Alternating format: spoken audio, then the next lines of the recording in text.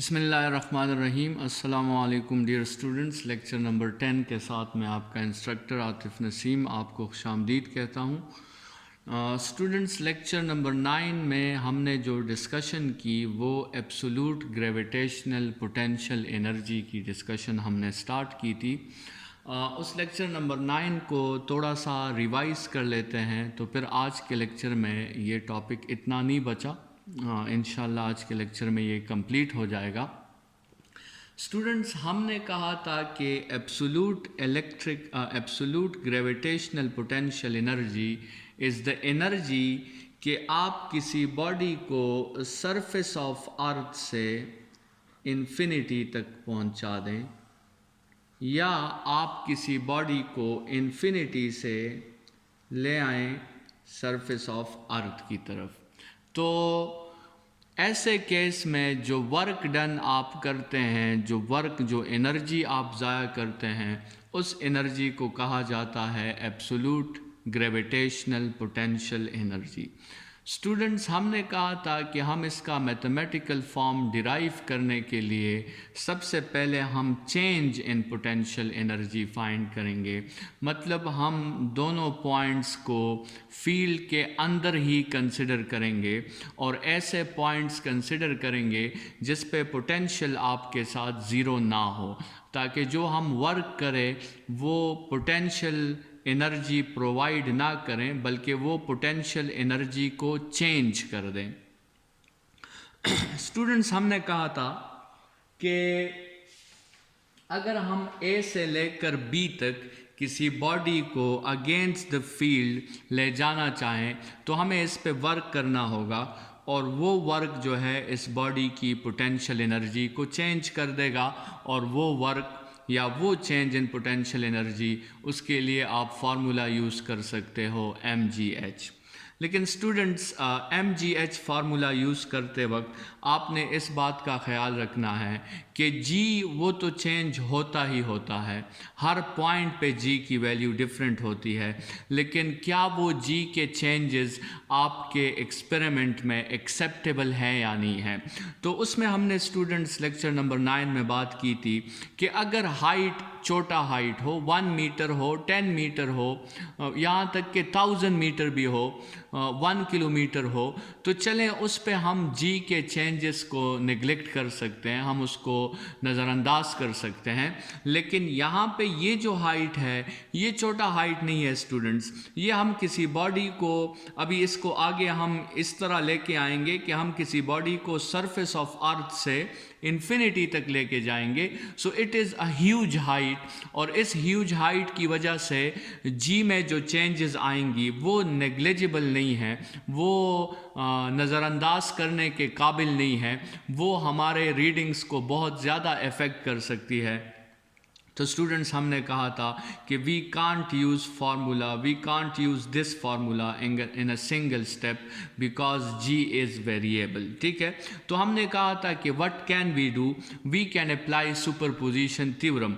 हम इस पूरे पाथ को स्मॉल स्मॉल पीसेज में कन्वर्ट करके हम इसका जो है इंडिविजुअल टोटल वर्क्स फाइंड करेंगे, वो स्मॉल स्मॉल वर्क्स हम फाइंड करेंगे और इन स्मॉल स्मॉल वर्क्स को हम आपस में ऐड कर देंगे। तो स्टूडेंट्स, ये जो हाइट ए बी आपको दिखाई दे रही है, इसको मैंने थोड़ा सा यहाँ पे जूम कर दिया है आपके लिए। तो ये वही पॉइंट्स हैं ए और बी, और ए और बी वाले पॉइंट्स को मैंने यहाँ पे n इक्वल इंटरवल्स में डिवाइड कर दिया है। ये क्या है, n इक्वल इंटरवल्स हैं आपके साथ, मतलब दो पॉइंट्स के दरमियान जो फासला है वो मैंने स्टूडेंट्स सेम रखा है। ये हर एक फासला जो है, ये अगर 5 और 4 के दरमियान है या 6 और 5 के दरमियान है, ये हर एक फासला स्टूडेंट्स इक्वल है डेल्टा आर के। ठीक है, और वो डेल्टा आर मैंने सेम रखा है, मतलब मैंने इसको n इक्वल इंटरवल्स में डिवाइड कर दिया है। और साथ में फिर आपके साथ जब बॉडी ए पे होगी तो उसका रेडियस आप आर ए कंसिडर करोगे, जब बॉडी बी पे होगी उसका रेडियस आप जब बॉडी 1 पे होगी फिर रेडियस आप R1 कंसिडर करोगे, जब बॉडी 2 पे होगी फिर रेडियस आप R2 कंसिडर करेंगे। जब बॉडी 3 पे होगी तो रेडियस आप R3 कंसिडर करेंगे, और जब बॉडी B पर होगी तो फिर रेडियस को आप RB कंसिडर करेंगे। और स्टूडेंट्स, हमने कहा था कि ये सुपरपोजिशन थ्योरम में हम W1 फाइंड करेंगे, फिर W2 फाइंड करेंगे, फिर W3, और आखिर में हम सबको ऐड कर देंगे। तो स्टूडेंट्स, फिर हमने डिराइवेशन स्टार्ट की थी इस W1 के लिए, इस हिस्से के लिए स्टूडेंट्स हमने डिराइवेशन स्टार्ट की थी, और इसके लिए हमने फार्मूला यूज़ किया था FD cos थीटा, जिसमें F की जगह हमने ग्रेविटेशनल फोर्स पुट कर दिया था, D की जगह हमने डेल्टा R पुट कर दिया था, और cos ऑफ थीटा की जगह हमने cos ऑफ 180 पुट कर दिया था, क्योंकि बॉडी को हम अपवर्ड डिस्प्लेस कर रहे हैं, लेकिन वेट या ग्रेविटेशनल फोर्स वो डाउनवर्ड एक्ट कर रहा है। स्टूडेंट्स, तो उस केस में हमने फिर ये डिस्कशन भी की थी कि यहाँ पर जो है जो ये फासला है, अगरचे ये बहुत छोटा फासला है, इसमें कोई शक नहीं है कि n हमने बहुत हाई रखा है, और ये फासला, ये जो एक इंटरवल है, ये बहुत छोटा इंटरवल है, लेकिन फिर भी स्टूडेंट्स ये इंटरवल तो है ना, इसमें भी बॉडी ने A से 1 की तरफ मूव करना है, और इसमें भी बॉडी डिफरेंट रेडियाइज से गुजरेगा। मतलब जब बॉडी 1 पे है, A पे है, उस वक्त रेडियस की वैल्यू RA है, जब बॉडी 1 पे है उस वक्त रेडियस की वैल्यू R1 है।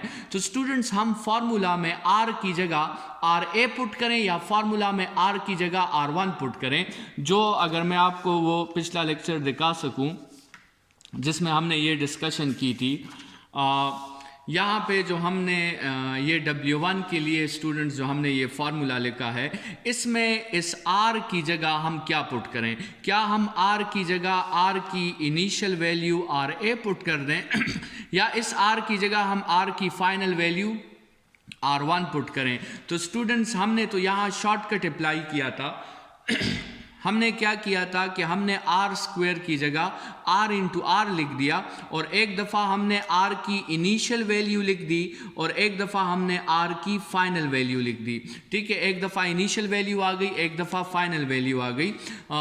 तो ये R स्क्वायर की जगह हमने जो है कल के लेक्चर में R1 इंटू RA पुट किया था। स्टूडेंट्स, इसकी एक्चुअल डिराइवेशन है, मतलब हमने ना RA पुट करना है, हमने ना R1 पुट करना है, बल्कि हमने इसकी एवरेज वैल्यू पुट करनी है, जो बिल्कुल इन दोनों डिस्टेंसेस की दरमियानी वैल्यू है, वो हमने पुट करनी है। And that average is R1 plus RA divided by 2।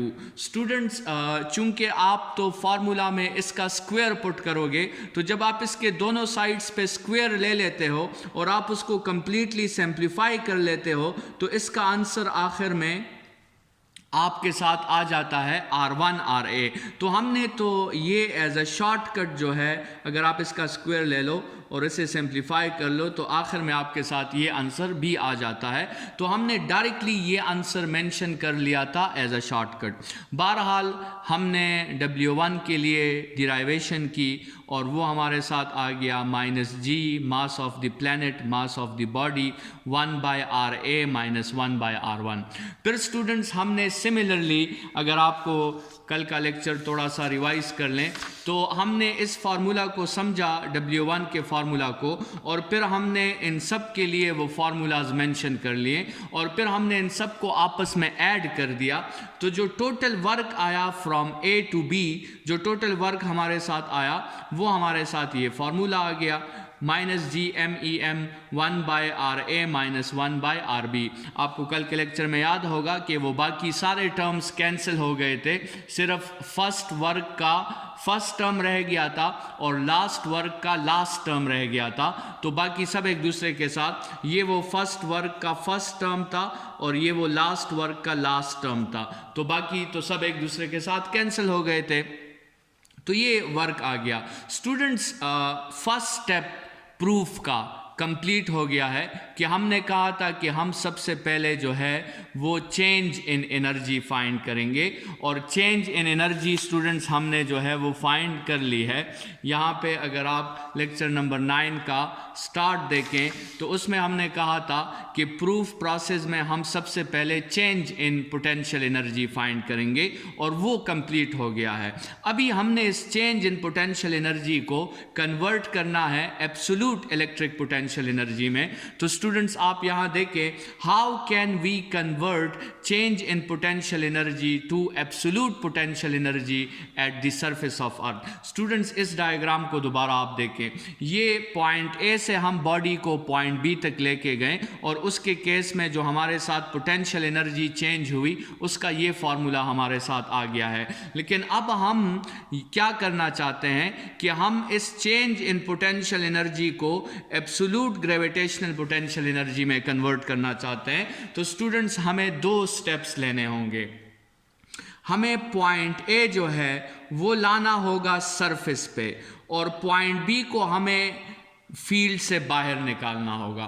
Point A को हमें सरफेस पे लाना होगा और पॉइंट बी को हमें फील्ड से बाहर निकालना होगा। तो स्टूडेंट्स इस फार्मूला को ये बात कैसे समझाएंगे कि पॉइंट ए, अब पहले तो पॉइंट ए सरफेस पे नहीं था, अब इस फार्मूला को कैसे समझाएंगे कि पॉइंट ए सरफेस पे आ गया है और पॉइंट बी फील्ड से बाहर चला गया है। तो स्टूडेंट्स इसमें हम असल में आर ए की जगह रेडियस ऑफ अर्थ पुट कर देंगे। जैसे ही हम इस फार्मूला में आर ए की जगह रेडियस ऑफ अर्थ पुट कर देंगे, ये फार्मूला खुद ब खुद समझ जाएगा कि point A is now on the surface of अर्थ। और स्टूडेंट्स इस फार्मूला में आर बी की जगह हम इन्फिनिटी पुट कर देंगे, मतलब आपके साथ फार्मूला को पता चल जाएगा कि पॉइंट बी जो है वो फील्ड से बाहर हो गया है। तो जब ये 2 चीज़ें आप पुट कर देते हैं तो स्टूडेंट्स फिर आप इसके रिजल्ट को चेंज इन पोटेंशियल एनर्जी नहीं कहोगे, फिर आप इसके रिजल्ट को कहोगे absolute gravitational potential energy at surface. तो वो absolute gravitational potential energy at surface जो आपके साथ होगी -GME_m, ये आपके साथ यहाँ पे 1/RE आ जाएगा, -1/इन्फिनिटी आ जाएगा। स्टूडेंट्स आपको पता है कि एनीथिंग डिवाइडेड बाय इन्फिनिटी 0 होता है, तो ये फैक्टर आपका ख़त्म हो जाएगा और आपके साथ रह जाएगा -GME_m डिवाइडेड बाय RE। ये हो गया absolute gravitational potential energy at the surface of अर्थ। वही मैथमेटिकल फॉर्म हमने प्रूफ कर दी है जो स्टार्ट में हमने मेंशन की थी। So this is known as absolute gravitational potential energy at the surface of earth. Students ये जो एब्सोल्यूट ग्रेविटेशनल पोटेंशियल एनर्जी है ये 4 चीज़ों पर डिपेंड करती है। सबसे पहले तो ये डिपेंड करती है G पर, लेकिन G तो कांस्टेंट है, G तो कभी चेंज नहीं होता, G की तो हमेशा वही वैल्यू होगी क्योंकि G एक यूनिवर्सल कांस्टेंट है, तो इसकी डिपेंडेंसी तो हम डिस्कस नहीं करेंगे। लेकिन दूसरी ये डिपेंड करती है मास पर, मास ऑफ द प्लैनेट पर। एब्सोल्यूट ग्रेविटेशनल पोटेंशियल एनर्जी जो है, एब्सोल्यूट ग्रेविटेशनल पोटेंशियल एनर्जी, वो डिपेंड करती है मास ऑफ द प्लैनेट पर, ठीक है। तो लेकिन इस प्रोपोर्शनैलिटी को स्टडी करते वक्त स्टूडेंट्स आपने ना तो मास ऑफ द बॉडी को चेंज करना है, ना ही आपने रेडियस ऑफ द प्लैनेट को चेंज करना है। इन दोनों को स्टूडेंट्स आपने क्या रखना है, कांस्टेंट रखना है। इसी तरह absolute gravitational potential energy students सिर्फ मास ऑफ द प्लैनेट पर डिपेंड नहीं करती, ये मास ऑफ बॉडी पर भी डायरेक्टली डिपेंड करती है। लेकिन उस केस में स्टूडेंट्स ना तो आपने मास ऑफ प्लैनेट चेंज करना है और ना ही आपने रेडियस जो है वो चेंज करना है। ये दोनों चीज़ें क्या होनी चाहिए, ये कांस्टेंट होनी चाहिए। और तीसरे नंबर पे students absolute gravitational potential energy radius of the planet पर भी डिपेंड करती है, रेडियस ऑफ द प्लैनेट पर, लेकिन वो रिलेशन इनवर्स रिलेशन है। लेकिन उस रिलेशन के ट्रू होने के लिए दो चीज़ें ज़रूरी है कि ना आप मास ऑफ द प्लैनेट को चेंज करें और ना आप मास ऑफ द बॉडी को चेंज करें। तो स्टूडेंट्स, ये जो एब्सोल्यूट ग्रेविटेशनल पोटेंशियल एनर्जी है, इसको अगर आप देखें तो इसमें दो चीज़ें ऐसी हैं जिनको हम प्लैनेट प्रॉपर्टीज़ कहते हैं, और एक चीज़ इनमें से ऐसी है जिनको हम बॉडी प्रॉपर्टी कहते हैं। तो ये जो आपको मास ऑफ अर्थ और रेडियस ऑफ अर्थ नज़र आ रही है, ये प्लैनेट प्रॉपर्टीज़ हैं, और मास ऑफ द बॉडी जो आपको नज़र आ रहा है, ये आपके साथ बॉडी प्रॉपर्टी है। ये जो आपके साथ, जैसे हमने कहा, मास ऑफ द प्लैनेट और रेडियस ऑफ द प्लैनेट, ये डिपेंड करती है किस पे? ये डिपेंड करेंगी प्लैनेट पर। तो ये प्लैनेट प्रॉपर्टीज़ हो गई। और मास ऑफ द बॉडी, ये स्मॉल m जो है, ये आपके साथ बॉडी प्रॉपर्टी हो गई।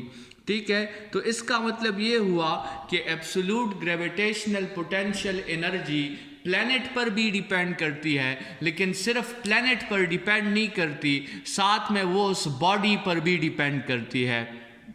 मतलब प्लैनेट के चेंज होने से भी absolute gravitational potential energy change हो सकती है, लेकिन बॉडी के चेंज होने से भी absolute gravitational potential energy change हो सकती है।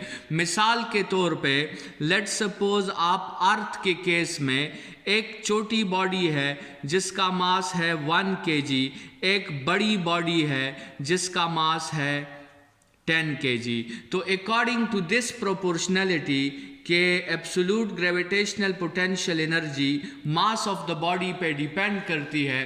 तो स्टूडेंट्स, इस बॉडी को हम इजीली ग्रेविटेशनल फील्ड से बाहर निकाल सकते हैं, क्योंकि इस बॉडी के लिए हमें यहाँ m की जगह 1 पुट करना होगा, और इस बड़ी बॉडी को हम इजीली ग्रेविटेशनल फील्ड से बाहर नहीं निकाल सकते, क्योंकि इस केस में हमें मास की जगह 10 पुट करना होगा।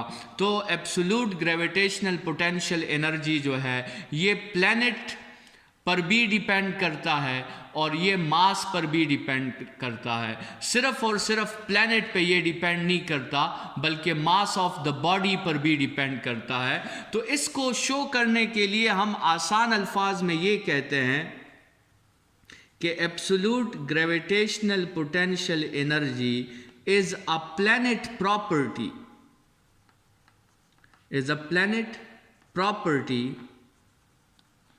but it is not a planet constant.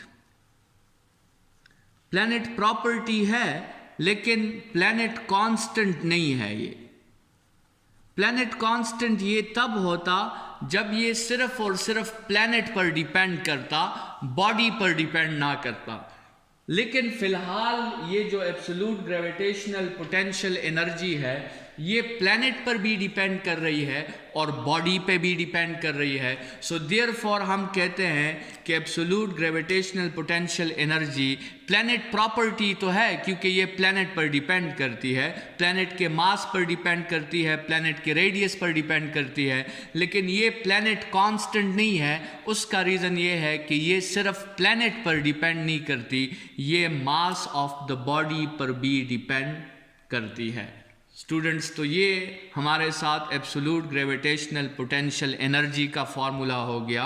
इसी के साथ ही एक छोटी सी डिफिनीशन और एक छोटी सी डिराइवेशन है, वो भी हम डिस्कस कर लेते हैं, और वो डिफिनीशन है एब्सोल्यूट ग्रेविटेशनल पोटेंशियल की, जिसमें हमने बात की थी कि एनर्जी का वर्ड हम यूज़ नहीं करेंगे।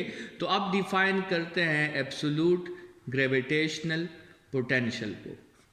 एक है एब्सोल्यूट ग्रेविटेशनल पोटेंशियल एनर्जी और एक है एब्सोल्यूट ग्रेविटेशनल पोटेंशियल। स्टूडेंट्स, दोनों में फ़र्क ये है कि एब्सोल्यूट ग्रेविटेशनल पोटेंशियल एनर्जी वो तो असल में वर्क है, लेकिन एब्सोल्यूट ग्रेविटेशनल पोटेंशियल क्या है? ये सिर्फ वर्क नहीं है, बल्कि ये है work done per unit mass. Work done per unit mass. Students अगर लेक्चर 9 की तरफ आप जाएं और आप एब्सोल्यूट ग्रेविटेशनल पोटेंशियल एनर्जी की डिफिनीशन देखें तो उसमें हमने कहा था कि the work done by bringing a body from surface of earth to infinity या from infinity to surface of earth, ये तो एनर्जी की डिफिनीशन है। एब्सोल्यूट ग्रेविटेशनल पोटेंशियल एनर्जी क्या है? वो है वर्क डन, ठीक है। लेकिन एब्सोल्यूट ग्रेविटेशनल पोटेंशियल क्या होगा? उसमें आप यहाँ पे ये 3 वर्ड्स इजाफी कर देंगे। आप लिखेंगे the work done per unit मास, ठीक है। इस वर्क डन के बाद आप क्या लिख देंगे? पर यूनिट मास। तो work done per unit mass जो होगा फिर उसे आप एब्सोल्यूट ग्रेविटेशनल पोटेंशियल कहोगे, फिर आप एनर्जी का वर्ड यूज नहीं करोगे।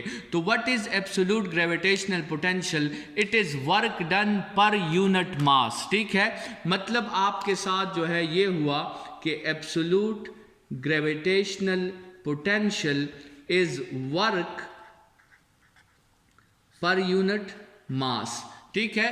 और वर्क जो है वो तो असल में आपने ऑलरेडी फाइंड किया हुआ है। वर्क असल में हम किसे कहते हैं? वर्क हमारे साथ एब्सोल्यूट ग्रेविटेशनल पोटेंशियल एनर्जी है पर यूनिट मास, जो उस नेक्स्ट पेज पे ऑलरेडी उसका फार्मूला हमारे साथ मौजूद है। तो हम उसके फार्मूला को पुट कर लेते हैं, -g mass of earth, mass of body divided by radius of earth और फिर डिवाइडेड बाय दिस मास, ठीक है। स्टूडेंट्स आपको पता होना चाहिए कि जब किसी क्वेश्चन में 2 डिविजन्स आ जाते हैं तो लोवेस्ट डिनोमिनेटर हमेशा मेन डिवाइड के ऊपर आ जाता है। तो ये हो जाएगा -g MEM divided by m into RE। Students यहाँ पे ये m और m आप कैंसिल कर दें तो एब्सोल्यूट ग्रेविटेशनल पोटेंशियल जो है वो हो जाएगा -g ME divided by RE। Students इसमें आप ज़रा देखें इस फार्मूला को, तो क्या आपको ऐसा नहीं लगता कि ये फार्मूला तो मास से इंडिपेंडेंट हो गया है? इनमें तो मासेस एक दूसरे के साथ कैंसल आउट हो गए हैं। तो स्टूडेंट्स इसका मतलब क्या हुआ? इसका मतलब ये हुआ कि एब्सोल्यूट ग्रेविटेशनल पोटेंशियल ये प्लैनेट प्रॉपर्टी भी है और प्लैनेट प्रॉपर्टी के साथ साथ ये प्लैनेट कांस्टेंट भी है। प्लैनेट प्रॉपर्टी भी है और प्लैनेट कांस्टेंट भी है, ठीक है। सो ये एब्सोल्यूट ग्रेविटेशनल पोटेंशियल एनर्जी और एब्सोल्यूट ग्रेविटेशनल पोटेंशियल में ये फ़र्क है कि absolute gravitational potential energy planet property तो है लेकिन प्लैनेट कांस्टेंट नहीं है, और absolute gravitational potential planet property भी है और प्लैनेट कांस्टेंट भी है। स्टूडेंट्स ये बात भी MCQs के लिए याद रखें कि absolute gravitational potential energy mass of the body पर डिपेंड करता है, लेकिन absolute gravitational potential mass of the body से इंडिपेंडेंट है। वो आपको क्लियरली नज़र आ रहा है कि इसमें मास और मास कैंसल आउट हो गए हैं। तो पोटेंशियल सिर्फ मास ऑफ द प्लैनेट पर डिपेंड करता है, एनर्जी वो मास ऑफ द प्लैनेट पर भी डिपेंड करती है और मास ऑफ द बॉडी पर भी डिपेंड करती है। तो स्टूडेंट्स अगर हम इसके यूनिट पे बात करें तो हम यहाँ से इसका यूनिट डिफाइन कर सकते हैं। इसका जो यूनिट होगा वो आपके साथ होगा जाउल्स पर केजी। वर्क का यूनिट जाउल्स है और मास का यूनिट केजी हो जाएगा। तो एब्सोल्यूट ग्रेविटेशनल पोटेंशियल का यूनिट हो जाएगा जाउल्स पर केजी। स्टूडेंट्स थोड़ी सी बात इस पे भी कर लेते हैं कि एब्सोल्यूट ग्रेविटेशनल पोटेंशियल को डिफाइन करने की ज़रूरत क्या पड़ी, ठीक है। क्यों हम एब्सोल्यूट ग्रेविटेशनल पोटेंशियल को हमने डिफाइन किया? तो थोड़ी सी डिस्कशन इस पे कर लेते हैं ताकि आपकी ग्रिप जो है इस टॉपिक पे मजबूत हो सके। कंसिडर करें कि ये सरफेस ऑफ अर्थ है और ये अर्थ का ग्रेविटेशनल फील्ड की लिमिट है। आपके साथ एक छोटी बॉडी है और एक आपके साथ बड़ी बॉडी है। आप दोनों बॉडीज को जो है वो इस अर्थ के ग्रेविटेशनल फील्ड से बाहर निकालना चाहते हैं। दोनों बॉडीज़ को आप अर्थ की ग्रेविटेशनल फील्ड से बाहर निकालना चाहते हैं तो आपको वर्क करना पड़ेगा। ये बॉडीज़ खुद तो ग्रेविटेशनल फील्ड से बाहर नहीं जाएगी, आपको इस पे वर्क करना पड़ेगा और उसी वर्क को हम एब्सोल्यूट ग्रेविटेशनल पोटेंशियल एनर्जी कहते हैं। वो लेक्चर नंबर 9 के स्टार्ट में हमने डिफाइन किया था कि the work done by bringing a body from surface of earth to infinity is called absolute gravitational potential energy। तो स्टूडेंट्स, आपको यहाँ पे इस बॉडी पर वर्क करना होगा या आपको इस बॉडी को absolute gravitational potential energy provide करनी होगी। तो जैसे ये बॉडी छोटी है तो स्टूडेंट्स ये हमसे लेट सपोज जो एनर्जी लेगी, कंसिडर करें कि ये हमसे 1000 जाउल्स की 100 जाउल्स की एनर्जी लेगी, ठीक है। और ये बड़ी बॉडी कंसिडर करें कि ये हमसे 1000 जाउल्स की एनर्जी लेगी, क्योंकि इसका मास फर्ज करें 1 kg है और इसका मास फर्ज करें 10 kg है।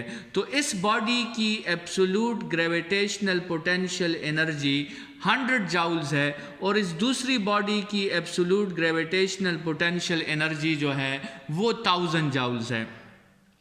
अभी दोनों में हमने वर्क किया, दोनों को हमने फील्ड से बाहर निकाला।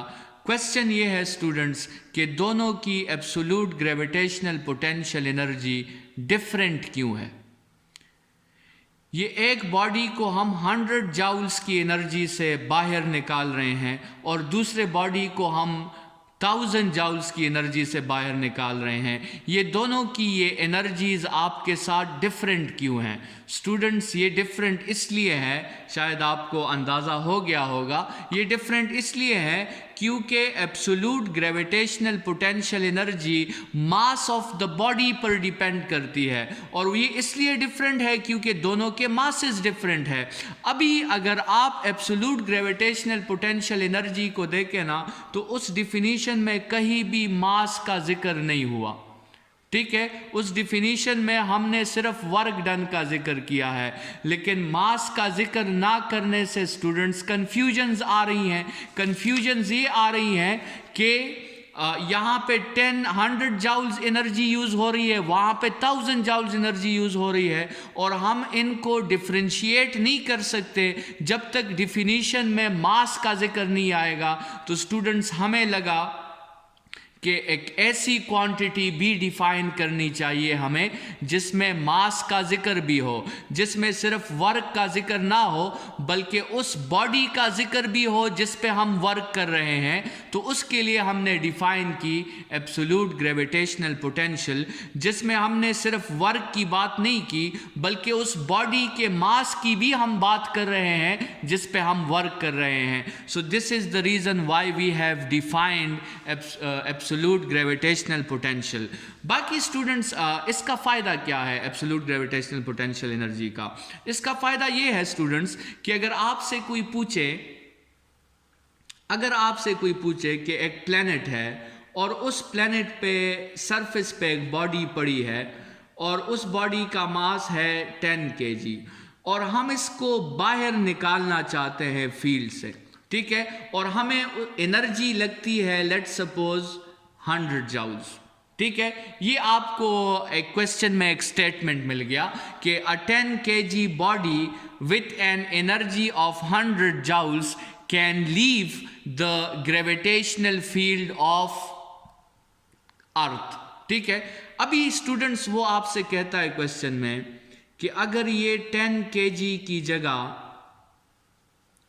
2 kg बॉडी होती, 10 kg की जगह ये 2 kg बॉडी होती तो इसको कितनी एनर्जी रिक्वायर्ड होती, ठीक है।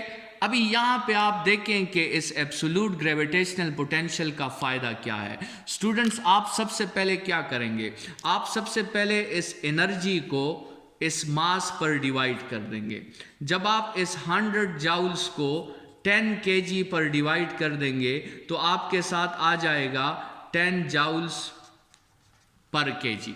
ये 10 जूल्स पर केजी जो आपने फाइंड किया है स्टूडेंट्स, ये आपने क्या फाइंड कर लिया? ये आपने एब्सोल्यूट ग्रेविटेशनल पोटेंशियल फाइंड कर लिया। और सिर्फ ये 100 जूल्स क्या थी? ये 100 जूल्स थी एब्सोल्यूट ग्रेविटेशनल पोटेंशियल एनर्जी। ठीक है, तो अगर आप सिर्फ एनर्जी की बात करते हैं तो ठीक है, लेकिन अगर आप उस एनर्जी को मास पर डिवाइड कर देते हैं तो फिर आप एनर्जी का वर्ड यूज नहीं करोगे, फिर आप उसे कहोगे एब्सोल्यूट ग्रेविटेशनल पोटेंशियल। स्टूडेंट्स, अगर आप थोड़ा सा गौर करो तो ये तो आपने बहुत ज़रूरी चीज़ फाइंड कर ली है। आपको अभी पता चल गया है कि 1 kg के लिए कितनी एनर्जी रिक्वायर्ड है। 1 kg के लिए 10 जूल्स की एनर्जी रिक्वायर्ड है। तो फिर स्टूडेंट्स 2 kg के लिए कितनी एनर्जी रिक्वायर्ड होगी? 2 kg के लिए 20 जूल्स की एनर्जी रिक्वायर्ड होगी। सिंपल सी बात है। तो एब्सोल्यूट ग्रेविटेशनल पोटेंशियल फाइंड करना स्टूडेंट्स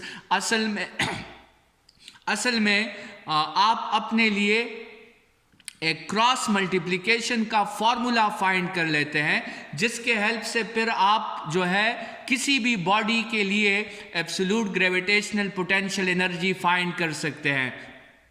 मतलब अगर आपसे कोई पूछे कि यहाँ पे अभी 2 kg की जगह 7 kg की बॉडी है, तो आपको तो पता है कि 1 kg के लिए कितनी एनर्जी रिक्वायर्ड है? 10 जूल्स। तो 7 kg के लिए कितनी रिक्वायर्ड होगी? 7 kg के लिए 70 जूल्स रिक्वायर्ड होगी। तो ये आपको देखें एब्सोल्यूट ग्रेविटेशनल पोटेंशियल आपको क्रॉस मल्टीप्लिकेशन का एक फॉर्मूला प्रोवाइड कर देता है, जिससे फिर आप डिफरेंट मासेस के लिए ग्रेविटेशनल पोटेंशियल एनर्जी जो है वो फाइंड कर सकते हैं, जैसे यहाँ पे हमने फाइंड कर ली। स्टूडेंट्स, इस टॉपिक को इसी जगह हम वाइंड अप करते हैं। आपका जो नेक्स्ट लॉन्ग क्वेश्चन है इसके साथ वो ख़त्म हो गया है, जो एब्सोल्यूट ग्रेविटेशनल पोटेंशियल एनर्जी और एब्सोल्यूट ग्रेविटेशनल पोटेंशियल पे था। नेक्स्ट लेक्चर में इसी पोटेंशियल एनर्जीज पे थोड़ी सी ज़रूरी बातें हैं, generally board point of view से इम्पॉर्टेंट नहीं है, लेकिन आपको जो है थ्रू आउट फिज़िक्स में हेल्प करेगी, वो बातें डिस्कस करेंगे। और उसके बाद फिर हम जाएंगे वर्क एनर्जी प्रिंसिपल की तरफ। इस लेक्चर के लिए इतना ही। Thank you students.